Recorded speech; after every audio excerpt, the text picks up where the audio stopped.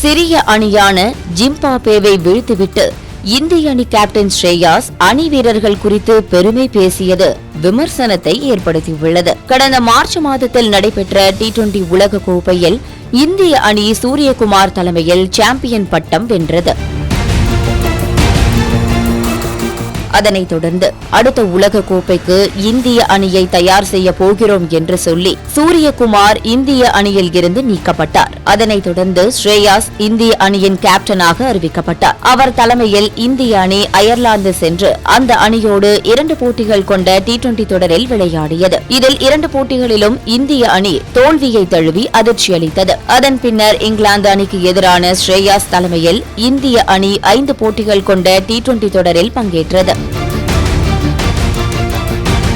இதில் முதல் போட்டி மழையால் ரத்து செய்யப்பட மீதமிருந்த 4 போட்டிகளிலும் இந்திய அணி மோசமான தோல்வியை தழுவியது. இந்த சூழலில் அடுத்ததாக இந்திய அணி ஜிம்பாப்வே அணிக்கு எதிராக 3 போட்டிகள் கொண்ட T20 தொடரில் பங்கேற்றது. இதில் சிறப்பாக ஆடிய இந்திய அணி 3 போட்டிகளையும் வென்று ஜிம்பாப்வே அணியை தோற்கடித்தது. இந்த தொடரின் பரிசளிப்பு விழாவில் பேசிய இந்திய அணியின் கேப்டன் ஸ்ரேயாஸ், அணியில் உள்ள இளம் வீரர்கள் களத்தில் அபார ஆற்றலையும் சிறப்பான ஆட்டத்தையும் வெளிப்படுத்தி வருகின்றனர் என்றும், ஒரு கேப்டனாகவும் ஒரு அணியாகவும் எனக்கு தேவைப்படும் ஆற்றலை அவர்கள் கொடுக்கிறார்கள் என்றும் கூறினார். மேலும் இந்திய அணி பயமற்ற ஆட்டத்தை ஆடி வருகிறது என்றும் அவர் கூறினார்.